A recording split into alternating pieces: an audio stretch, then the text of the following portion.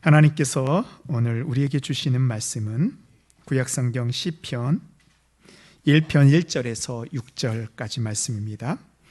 구약성경 805쪽에 있습니다. 복 있는 사람은 악인들의 꾀를 따르지 아니하며 죄인들의 길에 서지 아니하며 오만한 자들의 자리에 앉지 아니하고 오직 여호와 율법을 즐거워하며 그의 율법을 주야로 묵상하는도다. 그는 시냇가에 심은 나무가 철을 따라 열매를 맺으며 그 잎사귀가 마르지 아니함 같으니 그가 하는 모든 일이 다 형통하리로다. 악인들은 그렇지 아니함이요 오직 바람에 나는 겨와 같도다. 그러므로 악인들은 심판을 견디지 못하며 죄인들이 의인들의 모임에 들지 못하리로다.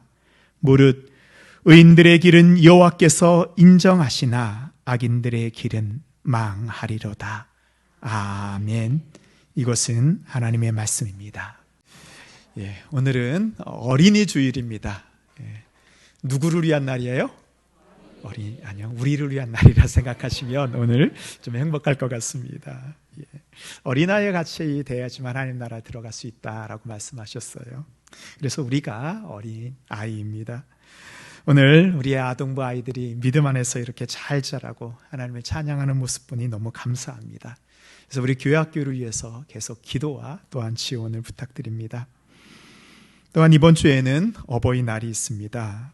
우리 부모님의 은혜에 감사하며 또 믿음의 가정을 세워가시는 우리 모든 성도님들 되시기를 바랍니다.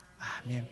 성경에서는 부모를 공경하는 것이 하나님의 명령이고 순종하는 자녀에게 하나님께서 복을 주신다라고 약속하셨습니다. 신명기 5장 16절에 보면요, 너는 내 하나님 여호와께서 명령한 대로 내 부모를 공경하라. 그리하면 내 하나님 여호와가 내게 준 땅에서 내 생명이 길고 복을 누리리라. 여기서 생명이 길다라는 것은 단순히 오래 사는 것만 이야기하지 않습니다. 하나님이 주신 땅에서 복을 누리며 사는 것, 이것이 진짜 우리가 생명이 길고 이 땅에서 복을 누리는 것입니다. 우리가 읽는 성경 66권은 이 하나님의 말씀입니다. 그래서 이 책 중에서 가장 많은 사람들에 의해서 쓰여졌고 가장 긴 시간 동안 쓰여진 책이 있습니다. 바로 어디일까요? 우리가 오늘 읽은 시편 말씀입니다. 시편은 약 1000년 동안이라는 긴 시간 동안 모세, 고라, 아삽, 다윗, 솔로몬 등 많은 사람들에 의해서 기록되었습니다. 이렇게 1000년이 넘는 긴 시간 동안 여러 사람들에 의해서 쓰여진 엄청난 책이 바로 시편입니다. 성경은 하나님께서 주시는 말씀을 기록하였습니다. 그러면 시편은 우리가 하나님께 올려드리는 우리의 찬양과 기도를 하나님께서 받아주신 책이 바로 시편입니다. 그래서 시편은 다른 성경과는 약간 좀 다르게요, 기록한 사람들의 마음이 잘 표현되어 있습니다. 믿음의 기록이고 신앙 고백입니다. 그래서 다른 성경보다 시편은 더 감동이 되고요, 우리의 마음을 공감할 수 있습니다. 또한 시편은 찬양입니다.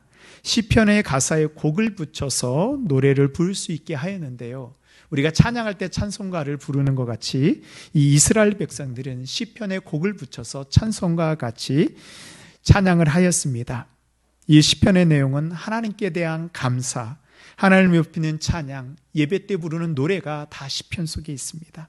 그리고 또 그 가운데 나의 억울함을 하나님께 아뢰는 탄식의 노래들이 들어가 있습니다. 우리는 찬양이라고 하면 기쁨, 즐거움, 감사할 때만 찬양을 할 수 있다고 생각했는데요, 그러나 시편에 찬양하는 내용을 보면 고통 가운데 부르짖는 나의 신음소리마저도 하나님께 올려드리는 찬양이라는 것을 우리는 깨닫게 됩니다. 내가 힘들어서 하나님 어떻게 합니까? 라고 부르짖으며 고백하는 것도 하나님께 올려드리는 찬양이고 하나님이 받아주십니다. 시편 86편에 보면요, 주는 선하사 사자의 하기를 즐거워하시며 주께 부르짖는 자에게 인자하리 후하십니다 라고 말씀하고 있습니다. 하나님 힘이 듭니다. 하나님 어떻게 해야 될까요? 이것도 기도이고 찬양입니다. 우리가 부르짖을 때 하나님께서는 이 부르짖는 찬양을 싫어하는 것이 아니고 찬양으로 받아주시고 응답하여 주십니다. 탄식하는 기도와 찬양을 통해서 우리는 주님과 함께 매일매일 나의 시편을 써내려갈 수 있습니다.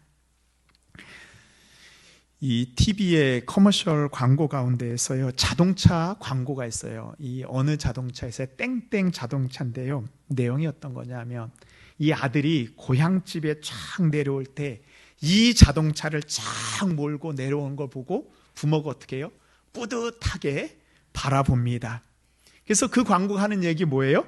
이 차를 타는 사람이 성공한 사람이다라는 것을 은영 중에 우리에게 이야기하고 있습니다. 세상에 살면서 우리가 성공해야 된다. 이 차를 타야지 성공한 사람이다라는 메시지를 우리에게 줍니다. 성공이 무엇일까요? 이 땡땡 자동차를 타면 성공한 것일까요? 성공하는 기준을 단순히 물질적인 것으로 판단할 수는 없습니다. 물질이 많으면 좋죠. 그러나 그것이 다는 아닌 것을 우리는 알고 있습니다. 물질이 많아도 건강이 좋지 못하여 병원에 누워 있으면 아무 소용이 없습니다. 물질이 있고 건강이 있어도 마음속에 근심이 있으면 행복하지를 않습니다. 그래서 건강과 물질과 이 마음의 행복을 다 가진 사람을 우리는 보면서 부러워합니다. 그런데 우리 주변을 살펴보십시오. 이 세 가지 다 가진 사람 별로 많지 않습니다. 성경은 우리가 복 있는 사람이고 복 있는 사람이 되라라고 말씀하고 있습니다. 한번 저를 따라해 보세요. 나는 복 있는 사람입니다. 나는 복 있는 사람이다. 우리는 복된 사람입니다. 우리는 복된 사람. 성경이 말하는 복이 무엇일까요? 우리는 복이라 할 때 한 글자밖에 없는데요. 이 히브리어는 복이 두 가지 단어로 되어 있습니다. 첫 번째는 복이라고 할 때 바락이라는 히브리어를 사용합니다. 이것은 하나님이 가지고 계신 복입니다. 그래서 하늘의 복을 우리에게 내려줄 때 바락이라고 합니다. 우리가 예배를 드릴 때 예배의 마지막 순간에 마지막 순서가 축도입니다. 우리가 강복이라는 말을 쓰는데요. 하나님의 복을 우리에게 내려주시옵소서. 그런 의미로 우리가 예배의 마지막 순서에 축도를 넣습니다. 이때 강복, 내려주시는 복이 바로 이 바락의 복입니다. 하나님이 가지고 계신 복을 우리에게 직접 주시는 것이에요. 그런데 이 바락의 복은요, 우리가 원한다고 해서 받을 수 있는 것이 아닙니다. 하나님께서 복을 주셔야지만 우리가 받을 수 있습니다. 그러면 이 바락의 복은 언제 내려주시나? 우리가 하나님 앞에 예배 드릴 때 하나님께서 주시는 복입니다. 예배는 하나님만 높이며 하나님만 바라보는 시간입니다. 예배 가운데 우리는 하나님 나라 천국에 들어가는 경험을 하게 되고요, 천국에서만 누릴 수 있는 이 바락의 복을 우리가 받게 됩니다. 그래서 우리가 예배드리는 이 시간이 너무나도 소중하고 중요한 거예요. 내가 가고 싶은 것 가지 않고 내가 하고 싶은 것 하지 않고 주님 앞에 나오는 이유가 바로 하나님이 주시는 이 바락의 복을 예배 시간에 누릴 수 있기 때문입니다. 그래서 예배는 천국을 이 땅에서 미리 누리는 시간이요, 하나님께서 우리에게 복을 내려주는 시간입니다. 그리고 복이라는 단어가 한 가지 더 있습니다. 그것은 아쉬레라는 히브리어입니다. 오늘 우리가 읽은 시편 1편에 복 있는 사람은 이 히브리어로 아쉬레 하위시 이렇게 시작하는데요, 바로 이 복이 아쉬레의 복입니다. 이 아쉬레는 우리말로 좀 직역을 하면 행복이라고 번역할 수 있습니다. 행복은 우리가 좀 더 마음에 와닿지요. 우리가 이 세상에서 누릴 수 있는 복이 바로 아쉬레의 행복입니다. 그럼 우리가 이 바락의 복, 아쉬레의 복을 우리가 이 세상에서 원한다고 다 구할 수 있을까요? 많은 사람들이 자신들의 능력으로 이 아쉬레의 행복을 얻기 위해서 노력합니다. 그러나 그것을 다 찾을 수 있을까요? 아닙니다. 우리가 보고 있는 이 아쉬레의 복은요, 사실은 하나님이 내려주시는 그 바락의 복이 우리 가운데 임하게 될 때 우리가 이 세상에서 누릴 수 있는 복이 바로 아슈르의 행복이 됩니다. 그러니까 진짜 행복은 뭐예요? 하나님이 주시는 복이 우리에게 임할 때 우리가 이 땅 가운데에서 세상에 줄 수 없는 참된 행복을 누릴 수 있게 됩니다. 오늘 말씀에 보면 복 있는 사람이 나옵니다. 우리는 복 있는 사람이라고 할 때 한 명, 한 개인을 생각합니다. 왜요? 지금 우리가 개인주의 사회이기 때문입니다. 그러나 이 구약 성경에 쓰여질 때에는 한 사람을 가르칠 때는 개인이 아닙니다. 공동체를 가르칩니다. 야곱이 자신을 소개할 때 나는 야곱입니다 얘기하나요? 아닙니다. 나는 아브라함의 아들 이삭의 아들 야곱입니다. 그래서 개인이 복을 받는다는 것은 자신의 가정, 자신의 가문이 복을 받는 것입니다. 가문이 복을 받을 때, 가정이 복을 받을 때 나도 함께 복을 받게 됩니다. 그래서 복 있는 사람은 복 있는 가문이라고 읽을 수 있습니다. 아브라함 한 사람을 통하여서 그 모든 복이 그의 자손에게 임한 것 같이 우리가 아슈르의 복 있는 사람이 될 때 하나님이 복이 우리의 가문에게 임할 수 있습니다. 그럼 우리가 이 아슈르의 복을 어떻게 받을 수 있을까요? 첫 번째로 복 있는 사람은 올바른 길을 선택하는 사람입니다. 우리 1절 말씀 우리 함께 읽도록 하겠습니다. 시작. 복 있는 사람은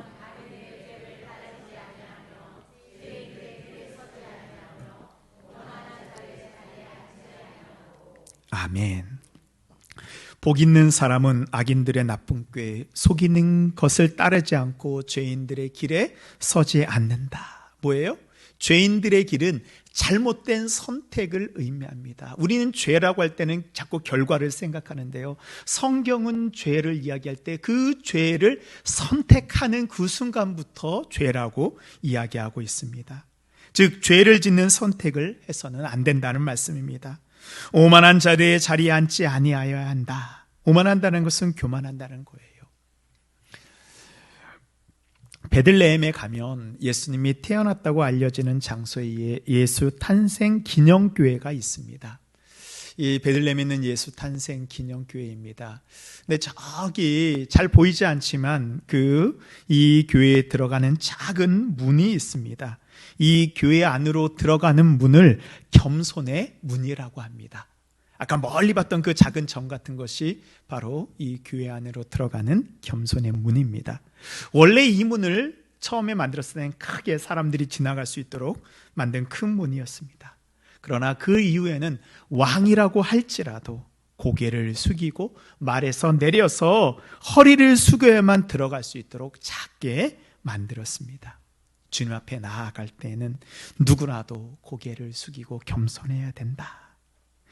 이렇게 해서라도 오만한 자리에 앉지 않게 하려고 노력한 것입니다. 우리가 살면서 악한 게 생각하고 잘못된 길인 줄 알고 교만한지 알지만 눈에 좋아 보이는 것들을 우리는 선택합니다. 겸손하려고 해도요, 내 안에 있는 이 오만함이 사라지지 않습니다. 그래서 욕심이 우리를 이끌어 갑니다. 이것을 이겨낼 수 있는 사람이 없어요. 이런 죄인의 길을 선택한 사람의 마지막이 어떤지 성경은 이야기하고 있습니다. 4절 말씀입니다. 악인들은 그렇지 아니하며 오직 바람에 나는 겨와 같도다. 가을 타작마당에 타작을 하고 나면 알곡은 어떻게 해요? 알곡은 다 거두고 이 껍데기, 이 겨가 남습니다. 이 겨는 어떻게 해요? 바람이 불 때 다 날아가게 됩니다. 왜요? 가치 없기, 쓸모가 없기 때문입니다. 그리고 나중에 이 겨는 불에 태워서 다 없어지고 죄로 사라지게 됩니다. 죄인의 모습이 바로 이 불에 태워지는 겨와 같다는 것입니다. 말씀을 지키지 못하면 우리는 이 겨와 같이 날아가고 불에 태워버리게 됩니다. 그리고 나만 그런 것이 아니고요, 나로 인해서 우리의 가정까지도 다 한 번에 날아가고 불태워질 수 있는 것입니다. 우리가 먼저 하나님이 주시는 복이 우리에게 임할 때 우리 안에 있는 나쁜 꾀가 생각나도 그것을 버릴 수 있게 되고요, 잘못된 길을 선택하지 않고 겸손하게 고개를 숙일 수 있습니다. 우리가 악한 길을 가지 않고 복 있는 의의 길을 선택하기 위해서는 우리가 어떻게 해야지 이런 복 있는 사람이 될 수 있을까요? 2절에 그 해답이 있습니다. 2절 말씀입니다. 오직 여호와의 율법을 즐거워하여 그의 율법을 주야로 묵상하는도다. 시편 기자는 오직이라는 이 단어를 먼저 썼습니다. 이거 뭐예요? 이 길 외에는 다른 길이 없다라는 것입니다. 오직 여호와의 율법을 즐거워하고 그 말씀을 마음에 새기는 것. 하나님께서 이스라엘 백성들에게 율법을 주신 때가 언제인가요? 이스라엘 백성들이 이집트로부터 탈출하여서 광야를 갈 때입니다. 사막에 마실 물 없고 먹을 양식이 없을 때 이스라엘 백성들이 선택할 수 있는 길은 두 가지밖에 없습니다. 다시 이집트 애굽으로 돌아가 종살이를 하거나 아니면 광야에서 목말라 굶어 죽는 것입니다. 그러나 하나님께서는 이스라엘 백성들이 애굽의 종으로 돌아가거나 광야에서 죽는 것이 아닌 새로운 길을 이스라엘 백성들에게 주셨습니다. 바로 뭐예요? 하나님의 말씀 율법입니다. 하나님의 말씀을 따라갈 때 하나님께서는 이스라엘 백성들에게 사막의 샘을, 광야의 만나를 내려주셨습니다. 생명의 길, 복된 길로 인도해 주셨습니다. 사랑하는 성도 여러분, 내가 먼저 하나님의 말씀을 선택하는 사람이 되어야 됩니다. 말씀만이 우리를 복된 길로 인도합니다. 이 길만이 생명의 길입니다. 말씀을 따라가는 나 한 사람을 통하여서 우리의 가정이 복된 가정이요 복된 가문이 될 것을 믿습니다. 두 번째로 복 있는 사람은 말씀을 증명하는 사람입니다. 우리가 율법이 복된 길인 것을 알았으면 이제 그것에 머물러 있으면 안 됩니다. 말씀을 아는 데서 그치지 않고 말씀을 삶으로 증명하는 성도가 되어야 됩니다. 사도 바울이 2차 전도 여행을 할 때 이제 이 유럽 데살로니가 지역에서 복음을 전합니다. 그 다음으로 데살로니가 밑에 있는 베레아에서 말씀을 전하게 됩니다. 사도행전 17장 11절에 보면요, 베레아에 있는 사람들은 데살로니가에 있는 사람들보다 더 너그러워 간절한 마음으로 말씀을 받고 이것이 그러한가 하여 날마다 성경을 상고함으로. 바울이 데살로니가에서 복음을 전할 때에는 사람들이 바울의 말을 제대로 듣지 않았어요. 바울을 핍박하고 바울을 내쫓았습니다. 그러나 베레아 사람들은 말씀을 들을 때 너그럽고 간절한 마음으로 말씀을 받았습니다. 말씀을 의심하지 않고 열린 마음으로 듣고 그 말씀이 나를 살리는 말씀으로 간절한 마음으로 받았습니다. 바로 이런 마음이 상고하다입니다. 이 상고하다는 히브리어로 아나클리로라는 단어입니다. 근데 이 아나클리로는 법률 용어예요. 조사하고 검토한다. 확실한지 확인해 본다. 이거 뭐예요? 증명해 본다라는 말이에요. 베레아 사람들은 바울이 전한 말씀이 정말로 맞는지 조사하고 검토하였습니다. 말씀을 연구하고 검토해서 삶으로 증명하였습니다. 복 있는 사람은 말씀을 듣는 데서 그치지 않습니다. 그 말씀대로 순종하여서 그것이 맞는지 증명하는 사람입니다. 우리는 말씀을 어떻게 생각해요? 읽고 은혜 받는 데서 그칩니다. 아니에요. 은혜 받는 데서 그치는 것이 아니고 힘들고 어려울지라도 그 말씀을 나의 삶 가운데에서 정말로 그러한가 증명해내는 사람이 복 있는 사람이요, 그 가정이 복된 가정이요 가문입니다. 성경에 이런 사람이 한 사람 있습니다. 하나님의 말씀 받은 모세입니다. 모세는 하나님의 말씀을 받고 모세의 오경 율법을 기록하였어요. 모세는 그 말씀대로 행하여서 이스라엘 백성들을 이끌고 애굽에서 탈출하여 홍해를 가르고 광야에 샘물이 솟게 하였습니다. 모세에게 있어서 하나님의 말씀은 무엇인가 하면 우리가 읽는 이런 책이 아니에요. 모세에게 있어서 말씀은 즉시 이스라엘에게 선포되어야 되고 그대로 순종해야 되는 명령이에요.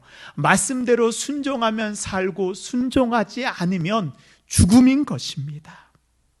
모세는 그래서 하나님의 말씀을 삶으로 적용하였습니다. 말씀으로 이 이 삶으로 말씀을 아나클리오 증명하였습니다. 우리가 힘들고 어려울 때 우리는 어떻게 하나요? 말씀을 증명해냅니까? 아니면 하나님이 진짜인지 의심합니까? 이것을 경험한 사람만이 진정한 복된 사람입니다. 그래서 이것을 경험했던 모세는요, 자신의 후계자에게 이렇게 기도해주고 축복해줍니다. 여호수아 1장 8절 말씀 우리 함께 읽도록 하겠습니다. 이 율법책을 내 입에서 떠나지 말게 하며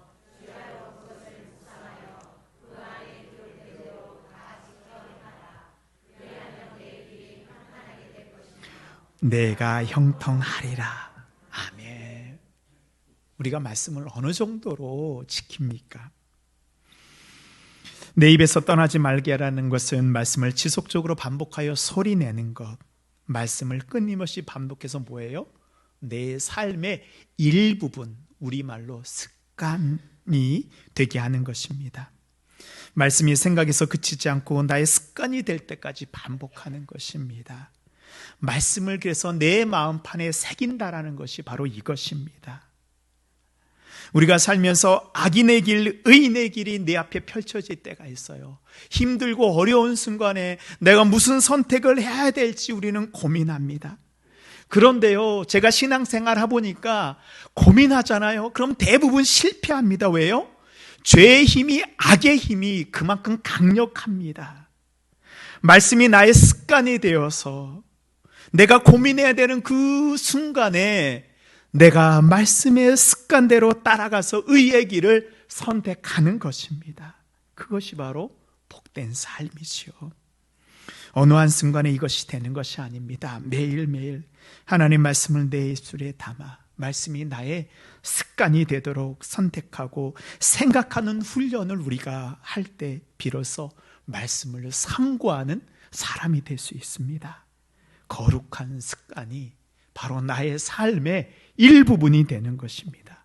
그리고 이것을 나의 가족들, 나의 후대에 전할 때 우리는 복 있는 사람, 복된 가문이 될 것을 믿습니다. 마지막으로 복 있는 사람은 하나님의 물가에 심겨진 나무와 같은 사람입니다. 하나님께서 우리에게 주시는 이 아슈레의 복은 무엇일까요?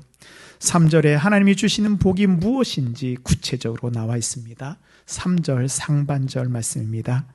그는 시냇가에 심은 나무가 철을 따라 열매를 맺으며, 하나님의 말씀을 상고하는 자는 시냇가에 심은 나무와 같다라고 이야기하고 있습니다. 나무는 어때요? 물이 잘 공급되어야지만 자라서 열매를 맺을 수 있습니다. 근데 이스라엘은 광야입니다. 사막과 같은 땅이에요. 그래서 이스라엘 시내는 와디라고 해서요, 비가 오는 그런 우기에는 이 강에 물이, 시내에 물이 있지만 비가 오지 않은 건기에는 그냥 강이 다 말라 있습니다. 그래서 마른 시내 건천이 됩니다. 근데 오늘 시편 말씀에 나오는 이 시내는, 그는 시냇가에 할 때 그 시내는요, 비가 와야지 물이 흐르는 그런 와디가 아닙니다. 사시사철 물이 넘쳐 흐르는 인공 수로를 얘기해요. 우리가 알고 있는 그런 와디와는 다릅니다.